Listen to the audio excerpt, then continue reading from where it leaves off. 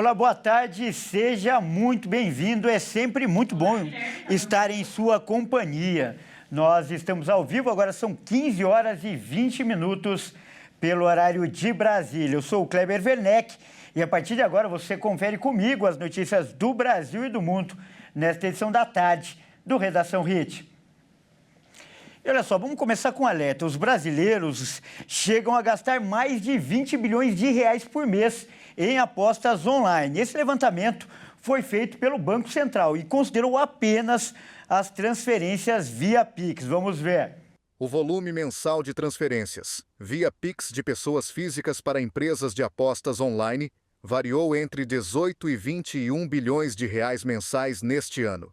As estimativas do Banco Central revelaram que somente em agosto, o volume mensal das apostas online foi de 20 bilhões e 800 milhões de reais, contra 1 bilhão e 900 milhões de reais de arrecadação de todos os sorteios de loterias da Caixa Econômica Federal. Os dados constam de nota técnica produzida pelo Departamento de Estatísticas do Banco Central. Este foi o primeiro raio-x com dados oficiais do tamanho do mercado de apostas online no país. A nota técnica considera todos os tipos de apostas, aquelas em que há uma aposta baseada em um evento real e os jogos de azar.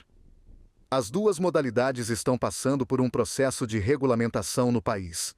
A nota também alerta que esses valores podem estar subestimados.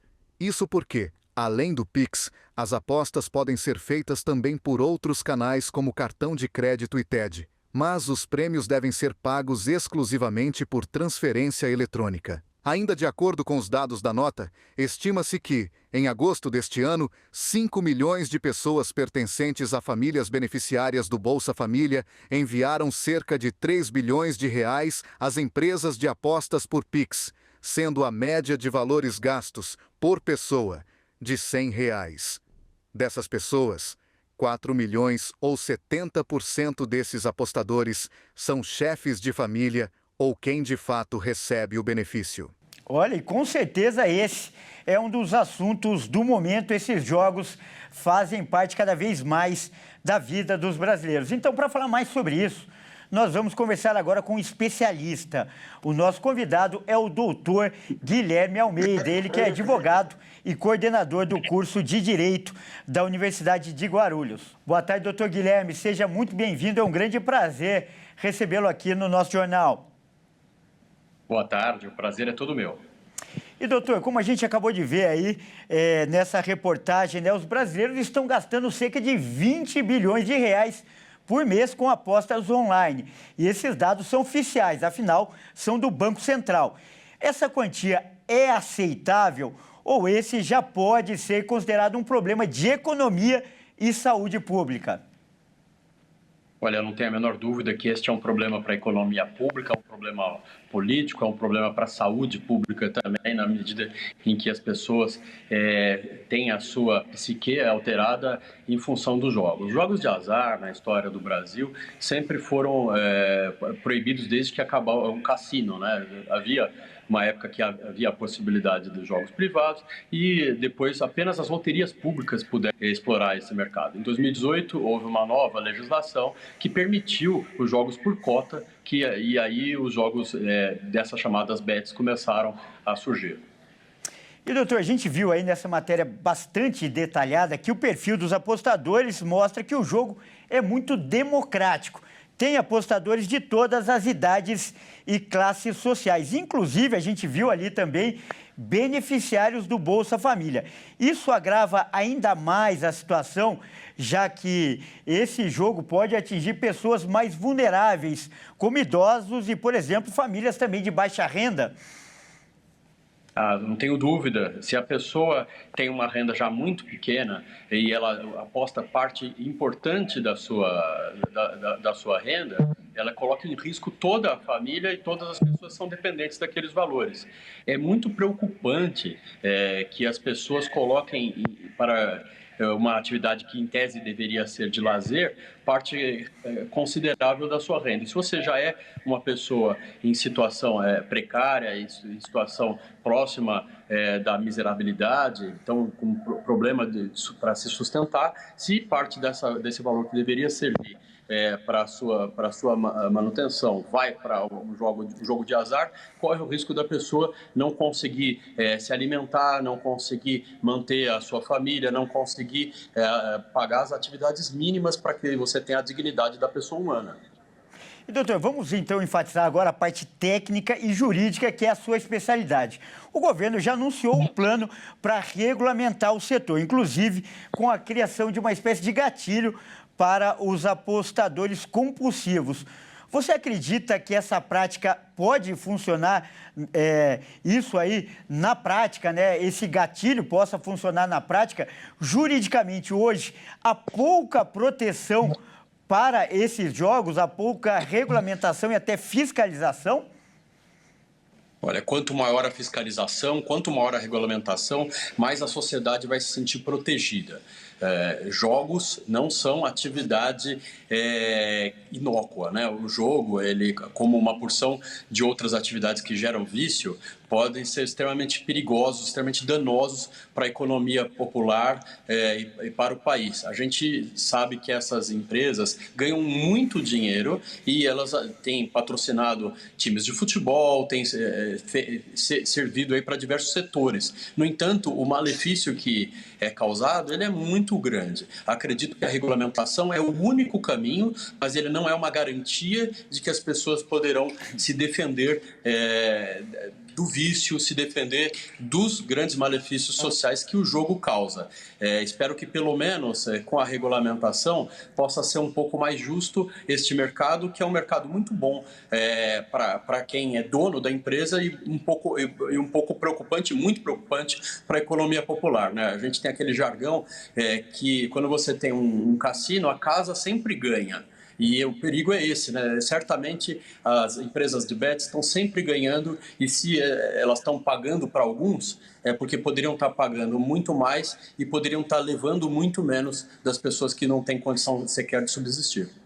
Então, para finalizar, rapidamente, eu quero aproveitar, né, a participação de um especialista em defesa do consumidor também, como é você, né, doutor, para dar um recado, deixar uma mensagem aí para os nossos telespectadores que também são consumidores. É preciso tomar muito cuidado e, principalmente, né, o recomendável é evitar esse tipo de jogo, afinal, não há garantias para o apostador e consumidor. A chance de perder dinheiro sempre é maior, não é, doutor?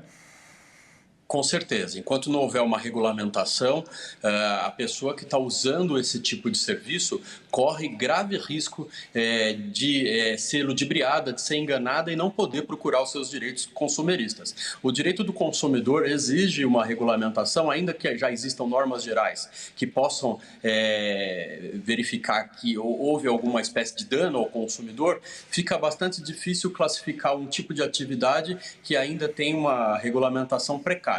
A gente acredita que, aumentando a regulamentação, esse tipo de risco ele vai diminuir. O que não é garantia total, porque jogos de azar continuarão sendo jogos de azar. O que eu recomendo à pessoa que utiliza esse tipo de serviço é que apenas aposte valores que não lhe farão falta. Porque se forem valores que façam diferença na sua economia doméstica, que façam diferença nas atividades básicas para a manutenção sua e da sua família, não comprometa esses valores, porque a probabilidade de você ganhar é certamente muito menor do que você perder muito dinheiro nesse tipo de atividade. Tá certo, então, e com esse alerta importantíssimo, a gente encerra essa entrevista. Nós acabamos de conversar com o professor Guilherme Almeida, né, o doutor Guilherme Almeida, que é coordenador do curso de Direito da Universidade de Guarulhos. Doutor, muito obrigado pela sua participação e principalmente por esse alerta tão importante. Foi um prazer, a gente segue à disposição. Um abraço. Um abraço. E olha só, a gente continua falando desse assunto porque a influenciadora Deolane Bezerra esteve na manhã de hoje no Fórum de Recife para assinar o termo de soltura. E na oportunidade, ela se declarou inocente e disse que a justiça vai ser feita. Vamos ver. Após decisão da Justiça que permitiu a Deolane Bezerra responder em liberdade ao processo da Operação Integration, a influenciadora compareceu acompanhada de advogados à 12ª Vara Criminal, no Fórum Rodolfo Aureliano, no Recife. Deolane foi assinar o termo de compromisso do alvará de soltura. Ela foi presa em ação que investiga suposto esquema de lavagem de dinheiro envolvendo casas de apostas online, as bets. Na oportunidade, Deolane disse que está se sentindo muito bem e agradeceu a todos que tiveram um trabalho honesto. Segundo ela, muitas mentiras foram espalhadas. A influenciadora afirmou que acredita que a justiça vai ser feita. Na porta do fórum, a influenciadora foi cercada por fãs que a aguardavam na grade e agradeceu ao desembargador Eduardo Guilhode Maranhão, relator do caso. Foi ele que concedeu o relaxamento da prisão após acatar um pedido de habeas corpus feito pela defesa do dono da Esportes da Sorte, uma das empresas investigadas. Tudo vai dar certo, eu sou inocente, eu agradeço aos que me apoiaram, não posso falar sobre o processo, está sob segredo de justiça, mas o que eu posso falar é que eu sou inocente. A influenciadora também disse que vai para São Paulo ficar com os filhos e definiu o trabalho dela nas redes sociais como publicidade. A mãe de Deolane, Solange Alves Bezerra, também foi beneficiada pela decisão do desembargador. Na saída da colônia penal feminina, na zona oeste do Recife, ela já foi encaminhada para o Fórum do Recife, onde recebeu orientações sobre as medidas cautelares que devem ser seguidas. E nós vamos mostrar agora uma história revoltante que aconteceu no Rio de Janeiro. Um policial foi baleado enquanto deixava os filhos gêmeos na escola. E ele foi atacado pelos criminosos segundos após beijar as crianças. Mas quem vai contar os detalhes, vai mostrar a imagem, vai aparecer aqui na tela, é o nosso repórter Anderson Nascimento, direto do Rio. Seja bem-vindo, Anderson. Boa tarde, Kleber, e boa tarde a todos que acompanham Redação HIT. Olha, Kleber, mais um fato que deixa a sociedade com uma insegurança ainda maior. Dessa vez foi um PM, um subtenente da Polícia Militar, que foi baleado na frente dos filhos e da esposa. Como você disse, né, ele se despediu das crianças e acabou sendo alvejado. Isso aconteceu na tarde de ontem, na zona oeste do Rio de Janeiro, no bairro de Bangu. Olha, o subtenente e a mulher estavam deixando os filhos gêmeos na escola. Ele se despediu das crianças com um beijo e foi atingido pelos disparos um segundo depois. Os bandidos chegaram em um carro preto. 2 homens saltaram do veículo e um deles gritou "perdeu". Em seguida, um deles atirou várias vezes, enquanto o outro voltou rapidamente para o carro. O policial ainda tentou reagir, mas não conseguiu, ficou caído no chão. Após os disparos, o bandido pegou a arma que estava com o policial e fugiu de carro. Ele foi atingido por 4 tiros, no braço, queixo, ombro e nas costas, e está em estado grave. O subtenente foi socorrido por uma viatura da PM e levado ao Hospital Albert Einstein em Realengo. Depois da cirurgia, ele foi transferido para o Hospital da Corporação. Antônio Monteiro Júnior, de 42 anos, é esse policial, que estava apenas se despedindo dos filhos. Ele é lotado no Batalhão de Policiamento de Vias Expressas e agora a Delegacia de Bangu é quem investiga os casos. Kleber, por sorte, as crianças e a esposa do policial Antônio não foram feridos fisicamente, mas emocionalmente não tem como negar, né? Infelizmente, essa é mais uma fatalidade que acontece aqui no estado do Rio. É com você, Kleber. Anderson, mais uma vez, muito obrigado pelas informações. E olha só, a Polícia Federal realiza hoje uma grande operação contra a pornografia infantil. A ação acontece em todo o país. 56 suspeitos já foram presos. E quem vai trazer as informações agora é o outro repórter, o Wellington Pael, que acompanhou a movimentação dos policiais lá no Mato Grosso do Sul e vai trazer as informações para a gente. Boa tarde, Pael. Boa tarde, Kleber. Boa tarde a todos. A prioridade da Polícia Federal é investigar aqueles criminosos que agem principalmente pela internet para guardar ou compartilhar grandes quantidades de materiais de abuso sexual de crianças e adolescentes.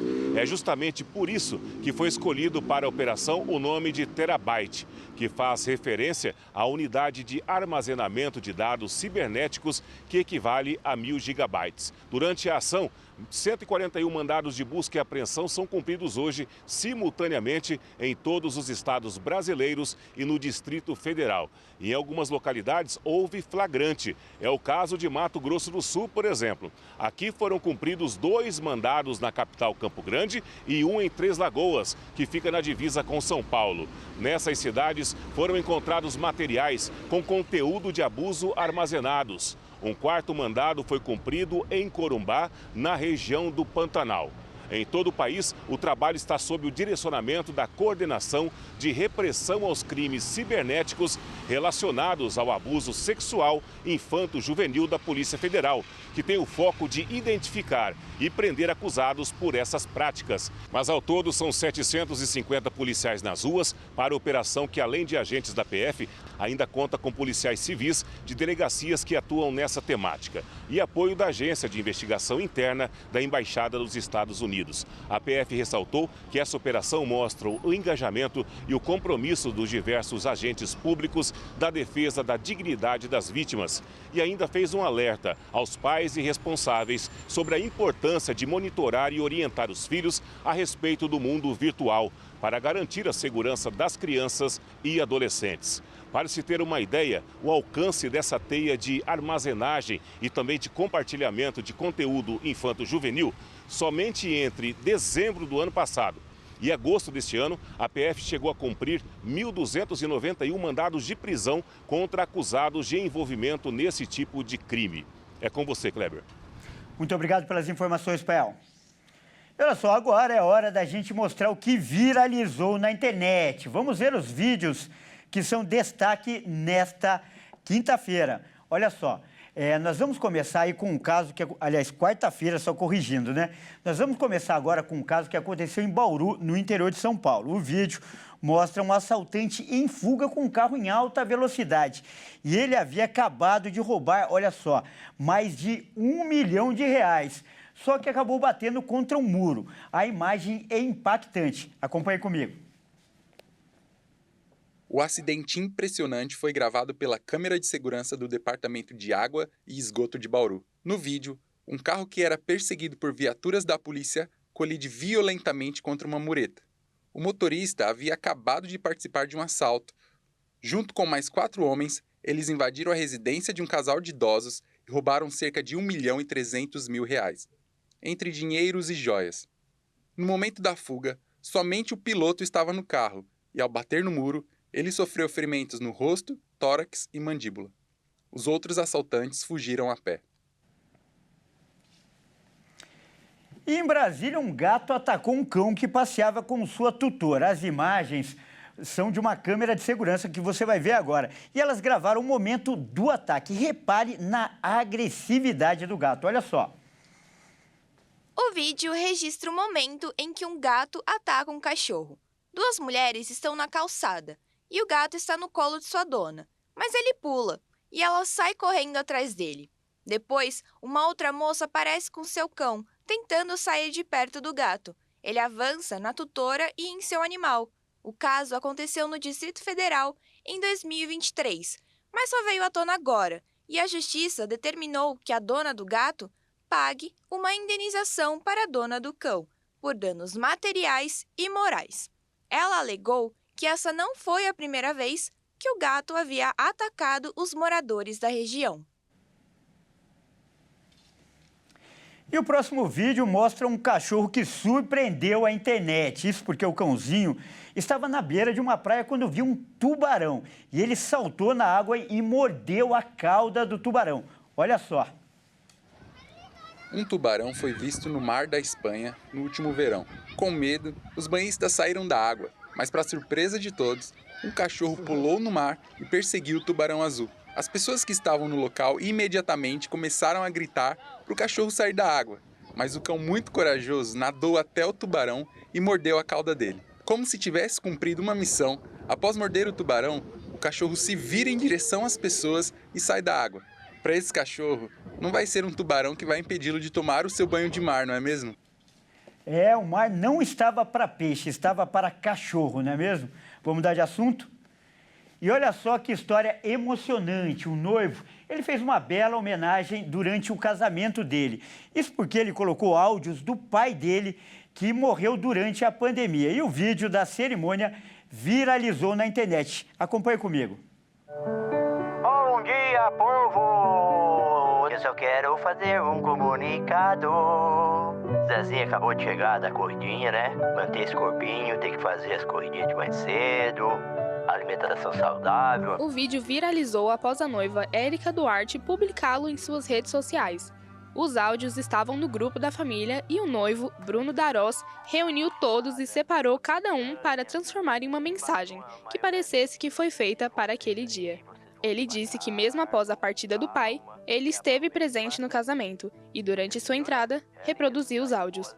Érica, tu tá em boas mãos aí com o Bruninho cuidando, hein? Tá bem aí, né, Bruninho? Tá bem. Tá ganhando um pontinho aí com o sogrinho, hein?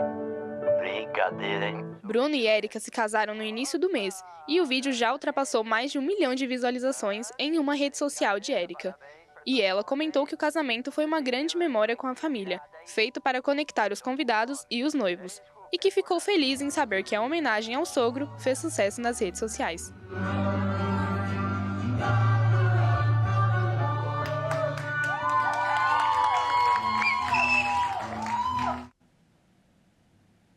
Realmente uma bela história, uma imagem, né, e uma homenagem emocionante. E nós preparamos uma entrevista muito especial para você. Isso porque nós vamos conversar agora com o autor dessa bela história, o noivo, o Bruno Darós, ou Darós. Boa tarde, Bruno. Seja muito bem-vindo ao nosso jornal. Grande prazer recebê-lo aqui. E aí, Kleber, boa tarde a todo mundo que está assistindo a gente hoje. Realmente esse vídeo foi uma surpresa pra gente, né? Não é sobre números. Ainda ontem eu e minha esposa a gente gravou uns stories no Instagram falando sobre o que estava acontecendo e a gente falou, né? Não é sobre números, é sobre a mensagem que está chegando nas pessoas, o quanto a gente está vendo que o amor está sendo disseminado, né? O amor que a gente viveu no dia do nosso casamento está chegando em tantas pessoas. Então, parabéns aí por essa bela iniciativa e todo mundo está curioso para saber como é que foi que você teve essa ideia, como é que surgiu isso?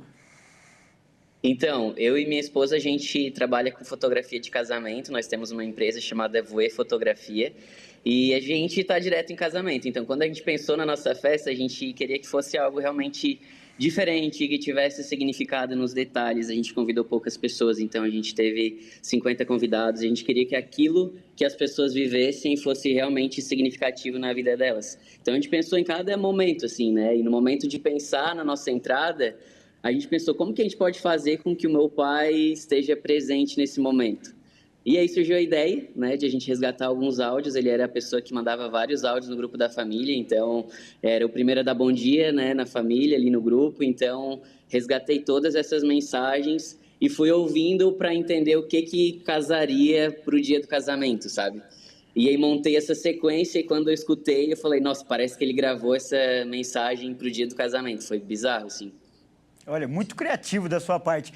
E como foi a reação das pessoas que estavam lá na hora? Claro, todos deveriam conhecer ele, né? Como você disse, a reunião era pequena, era mais intimista aí. Como as pessoas reagiram? Então, quando a gente decidiu fazer essa homenagem, a gente pensou, né? Será que as pessoas vão reagir bem? Será que não vai ficar um clima muito triste? Então, a gente fez um teste, mostrou para minha mãe antes do casamento. E aí, quando ela teve a reação, que foi muito legal, assim, ela ria e chorava ao mesmo tempo, né? Ela gargalhava enquanto ela chorava, porque o áudio ele tem esse tom da alegria que meu pai tinha. A gente viu que daria certo, que as pessoas chorariam, né? De emoção, de saudade, mas também de alegria. Jamais de tristeza ou com sentimento de dor, do luto. Não, pelo contrário, era um dia feliz.